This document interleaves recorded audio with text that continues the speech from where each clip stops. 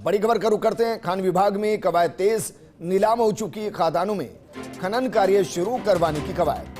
आज प्रमुख सचिव टी रविकांत ने बैठक में निर्देश दिए और कहा कि एलओआई धारकों की पहली प्राथमिकता हो माइनिंग प्लान अनुमोदित कराना। कंपोजिट लाइसेंस धारकों से भी माइनिंग स्कीम प्रस्तुत करने, जो माइनिंग स्कीम प्रस्तुत हो चुकी है उनका तत्काल परीक्षण कर अनुमोदन करने और कार्रवाई करने के निर्देश दिए। मुख्यालय स्तर पर 8 माइनिंग स्कीम का परीक्षण कर अनुमोदन किया जाना शेष है।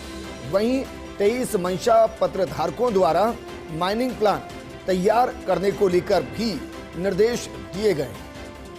आईबीएम प्रस्तुत किया जाना विशेष है। 4 माइनिंग प्लान आईबीएम द्वारा अनुमोदित शेष है। तो इस वक्त की बड़ी खबर, खान विभाग में कवायद तेज हो गई है। नीलाम हो चुकी खदानों में खनन कार्य शुरू करवाने की कवायद और आज प्रमुख सचिव टी रविकांत ने बैठक में निर्देश दिए हैं। मेरे सहयोगी और एसोसिएट एडिटर निर्मल तिवारी जी जुड़ गए हैं। निर्मल जी, इस पूरी खबर को भी समझाइए और क्या इसको हम अपने राजस्व से जोड़कर भी दे सकते हैं कि अप्रैल से ही हम एक्सेलरेट करना चाहते हैं ताकि अपने टारगेट को पूरा करने के साथ उसको मैक्सिमाइज किया जा सके? निश्चित तौर पर जिन सबको पता है कि जो मुख्यमंत्री हैं वो ही खान मंत्री भी हैं, तो निश्चित तौर पर खान विभाग में एक बहुत बड़ी जिम्मेदारी खान विभाग के पास इसलिए भी है कि प्रदेश का सबसे बड़ा सर्विस सेक्टर है, सबसे ज्यादा राजस्व दे, सबसे ज्यादा रोजगार दे रहा है। तो क्यों ना इसके अंदर इस तरह का काम किया जाए ताकि जो नया वित्त वर्ष शुरू हुआ है उसके अंदर खान विभाग का योगदान और ज्यादा बढ़े, राजस्व सर्जन में भी, रोजगार सर्जन में भी और निवेश में भी।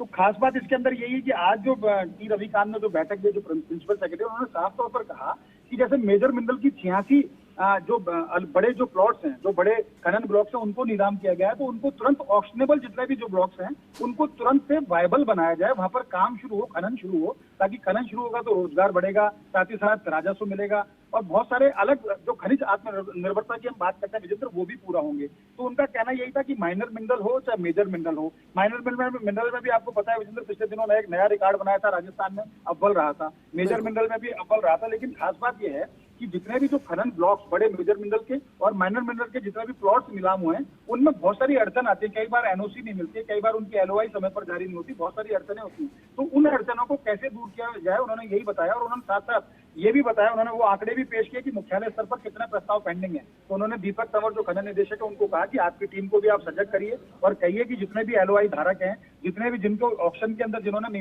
नीलामी में खरीदी है, जिन्होंने जो ब्लॉक्स लिए हैं, उन ब्लॉक्स में कब शुरू कर देंगे खनन वो बताएं और उनको जल्दी से जल्दी उनकी इस काम के लिए मदद करें, उनको विभिन्न एनओसी मिल जाए और उसको क्रियान्वित कर सके। तो निश्चित तौर पर कह सकते हैं कि अच्छा स्टेप है। आप जिस तरह से संवाद स्थापित कर रहे हो स्टेक होल्डर के साथ, आप जिन्होंने ऑक्शन में खजाना खरीदी है उनके साथ आप संवाद स्थापित कर रहे हो, उससे 2 फायदे होंगे। पहला फायदा तो ये कि जल्दी से जल्दी खदान पर काम शुरू हो जाएगा, खनन शुरू होगा तो खनिज की आत्मनिर्भरता जो है हमारी वो खनिज के प्रति वो बढ़ेगी, साथ साथ राजस्व बढ़ेगा, साथ साथ रोजगार भी बढ़ेगा। तो माना ही जा सकता है कि इस बार चूंकि 9,400 करोड़ रुपए के करीब जो राजस्व प्राप्त किया था विजेंद्र, वो इस वर्ष बढ़कर इस वित्त वर्ष में 10,000 करोड़ के पार जाएगा। तो कहा जा सकता है कि खान विभाग सही दिशा में काम कर रहा है। कोशिश ये की जानी चाहिए कि जल्दी से जल्दी जितने भी माइनर मिनरल के और मेजर मिनरल के प्लॉट्स और ब्लॉक्स जो नीलाम किए हैं उनमें जल्दी से जल्दी खनन कार्य शुरू। निर्मल जी, शुक्रिया तमाम जानकारी हमारे साथ साझा करने के लिए।